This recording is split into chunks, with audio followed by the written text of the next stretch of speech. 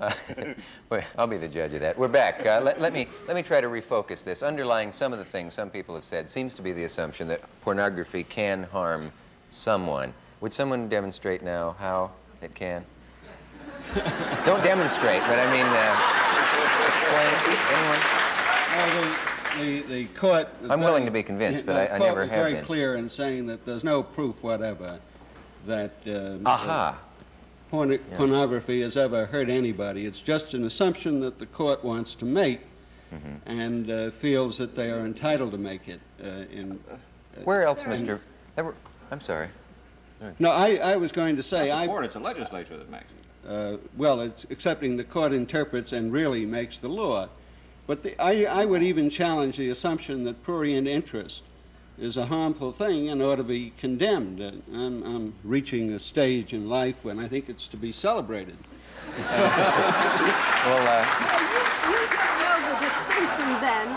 You don't know the distinction between healthy sex and sick sex, if I may say so. Well, I would like to read a quote, if I may, from one of my favorite authors, which may make the distinction. It's D.H. Lawrence, and he had a reverence for sex in everything he wrote. And he said, "Let us hesitate no longer to announce that the sensual mysteries and passions are equally sacred with the spiritual mysteries and passions. Who would deny it anymore? The only unbearable thing is the degradation, the prostitution of the living mysteries in us. Let man only approach his own self with a deep respect, even reverence for all that the creative soul, the God mystery within us puts forth. Then we shall all be sound and free." Now, his distinction, I submit, is that there is a difference between, as he wrote in an article on censorship, between throwing dirt on sex and enjoying it and finding it worthwhile. And I want to say, it seems to me that we're talking about pornography and obscenity as if it's lollipops for babies that we want to take away. And if we considered other moral and philosophical and ethical issues, we would see that none of them are clear-cut. I think, as Professor Bickel said, murder is not a clear-cut event. Law is censorship because we restrict in one area in order to have greater freedom in another. And so that's one thing. Now, however, to get to my area of interest, because I'm not a lawyer, I can say that the changes in our society within roughly the last 10 years have been much greater, I think, than we realize.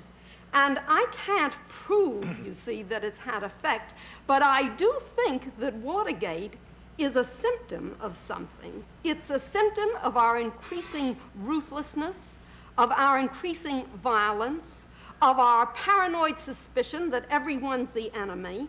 And I think this is a result of violence, which we were told we couldn't limit either until belatedly the Surgeon General realized what it was doing. I have a kind of fantasy that I would like to see carried out.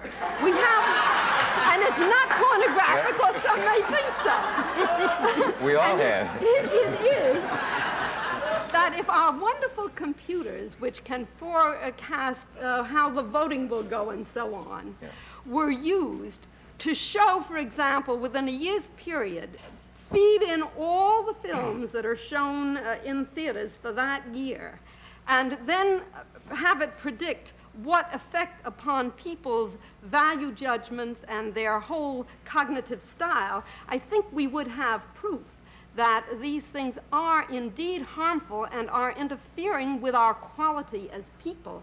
And I feel we've lost our souls, and I think we need to begin to think about that. Could I respond to the doctor? Yeah. It's hard to get a word in edgewise being at the end of the scene. I really can't buy into your thesis at all, because it seems to me that the more we repress sexuality, the worse it is when it comes out. In other words, repression of sexuality tends to produce the kind of thing that we reject at Times Square. I'm not suggesting repressing it. Well, I think that that's what this decision seems to be getting toward. That we say it's bad, we can't allow having it in our theaters or have the book sold in bookstores. Bishop Moore, have you seen any really hardcore pornographic films? And I'm not for going, if I don't want to go, to such hardcore films. But I'm saying that the whole business of repression, I think, tends to make sexuality less and less wholesome, as over and against D.H. Lawrence's thesis. I think it goes a lot deeper than that, though. I think it goes into the whole sort of puritanism of our society, where we don't talk about death, we don't want to go into any of the earthiness of the life that we live in, and as a result, you have violence, you have pornography, and all these other sort of perverted excrescences which come out when the healthy expression of sexuality, the healthy facing of death, is repressed by whatever means. The laws...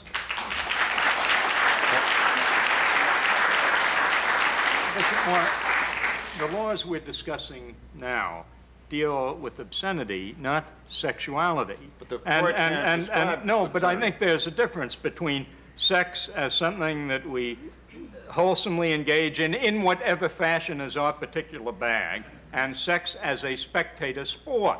And the laws against obscenity are dealing with sex as a spectator sport.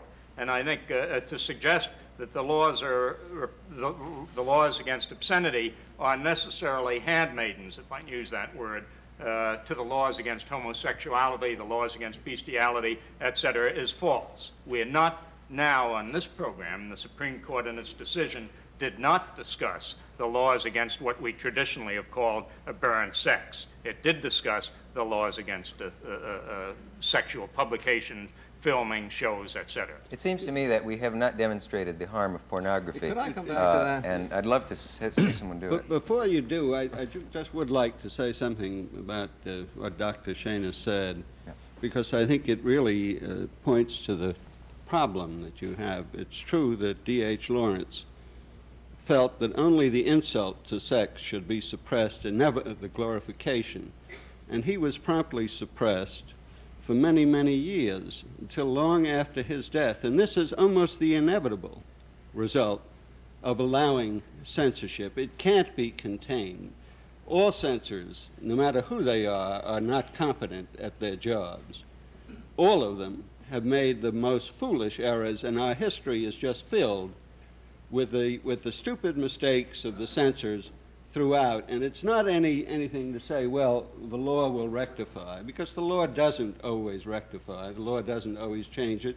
And sometimes it takes $50, $70, or $80,000 to finally win the fight to justify a particular book that is to be suppressed. But that's true in That's all a counsel areas of criminal law. despair. That's a total counsel of despair. It's an argument that was made against every form of regulation. I suppose you may remember better than I do that when we started regulating the securities market, everybody said, once you start regulating, what will happen is socialism and creeping this and creeping that. It's the common argument against any form of legal regulation, namely that the people who execute the law are not perfect, that there are among them fools and idiots, and that the legal process takes a lot of time and costs a lot of money before it catches up with them. Well, that's true of absolutely everything. Let me make one more attempt to bring us back to the question. All these things you talk about, earlier you said when they made laws against murder and so on and so on, and every time something is named, it's something that there is demonstrable harm to. We have booze, and it's demonstrably harmful, and nobody's trying to outlaw it. We have electric wiring, we have bathtubs, we have automobiles. There are thousands upon thousands of people harmed by them. No one can come up with a good example of anyone harmed by pornography, and yet there is an outpouring of attempts to make laws against it.